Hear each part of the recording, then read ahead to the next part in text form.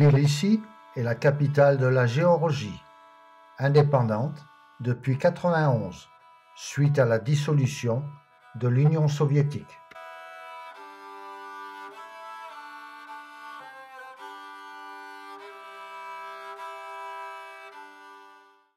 Ces fortifications de Narikala sont la preuve des occupations diverses, persans, ottomanes et l'Empire russe.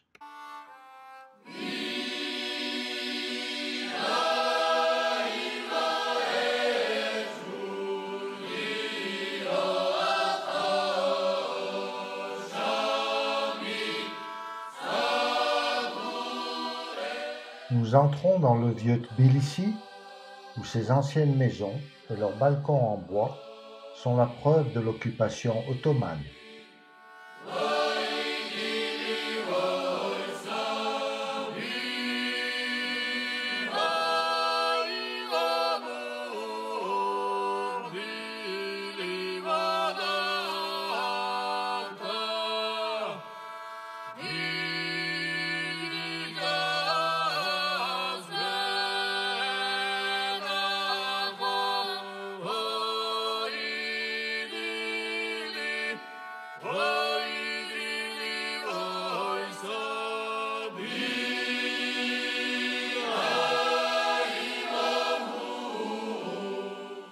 Nous quittons le vieux Tbilissi pour la ville moderne par le pont de la Paix.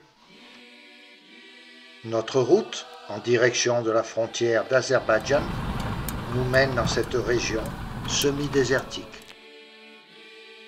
Ici, 3 moines orthodoxes vivent dans ce monastère semi-troglodyte.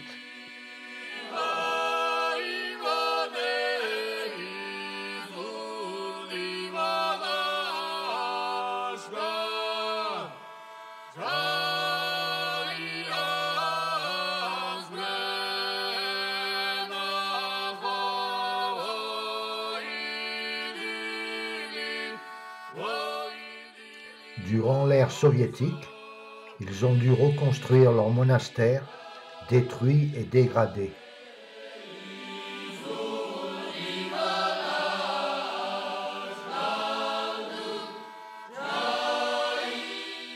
La majorité des fresques ont disparu.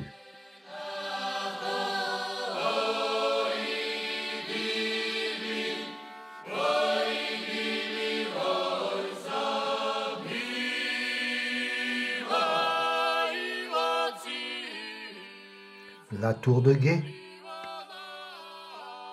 Dans cet environnement isolé, les moines trouvent la quiétude.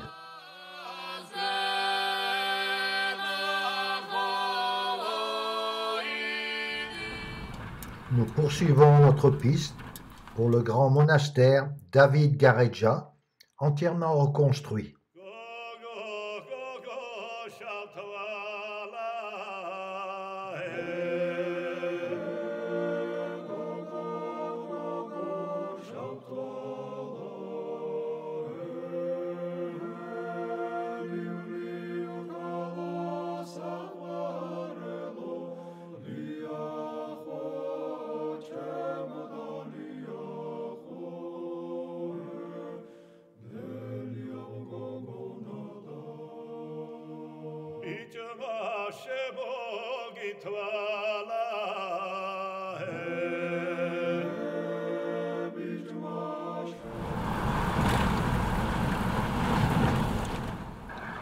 En route, nous en profitons pour acheter des figues.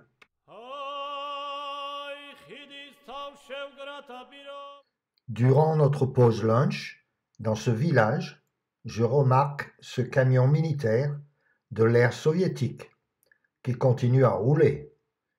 Regardez la jerrycan en guise de réservoir.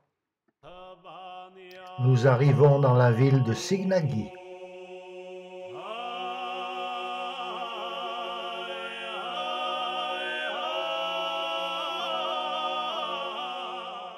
On se doit, en Géorgie, de déguster leur vin, qui est fermenté dans des jarres enfouis sous terre.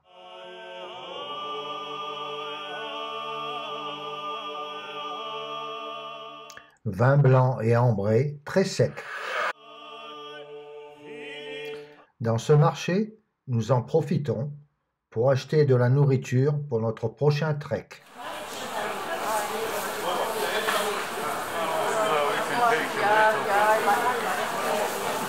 Il essaie de vendre ses poulets, mais pas assez cher.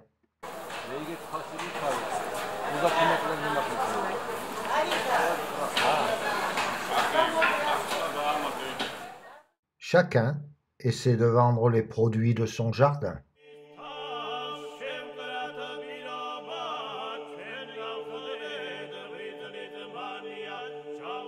J'achète le fameux turcekela, confiserie en forme de cierge, de fruits secs, empilés, trempés dans un chaudron de jus de fruits. Dans cette boulangerie, nous achetons le pain traditionnel, cuit dans ce four en terre cuite.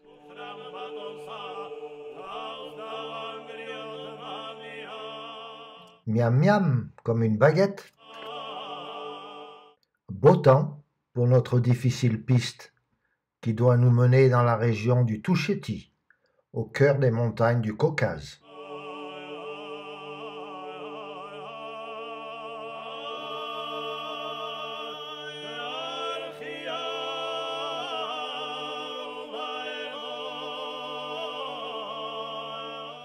Après de nombreux lacets, nous arrivons au col d'Abano, à près de 3000 mètres.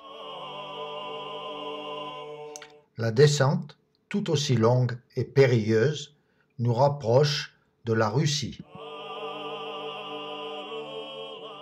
Nous arrivons au village d'Omalo, à 1900 mètres.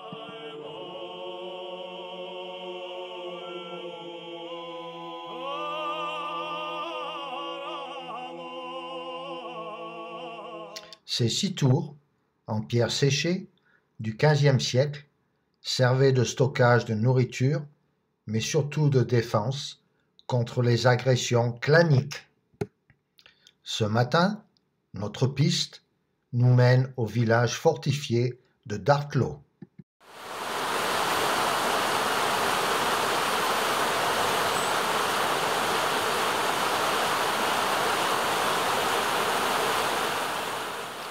Toujours brinque-ballé, on s'agrippe aux poignets pour ne pas s'écraser au plafonnier.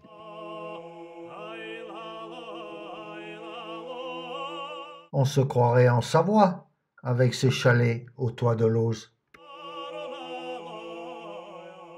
Ces tours, en pierre sèche de l'Auze, sont parfaitement verticales. Ce matin, notre piste passe par un pont pour véhicules légers.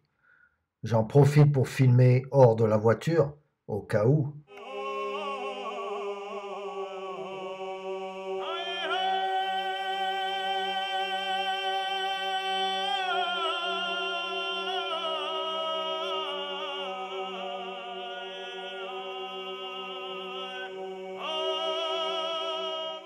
Nous marchons pour un autre village, tout proche de la frontière russe.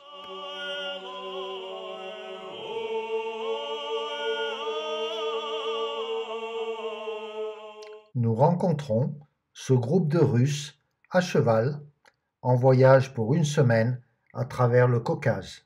Bien pratiques ces coussins, fixés par une sangle élastique.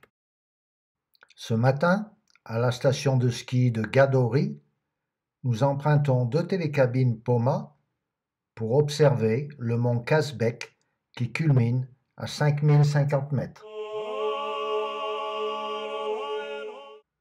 La religion en Géorgie est orthodoxe. Aussi, on peut voir sur de nombreuses collines de magnifiques églises.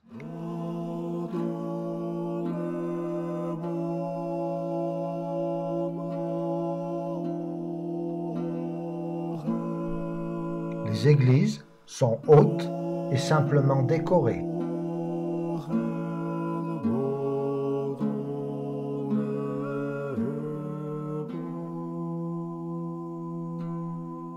Longue est la barbe des prêtres qui sont accueillants, tout comme leur pays.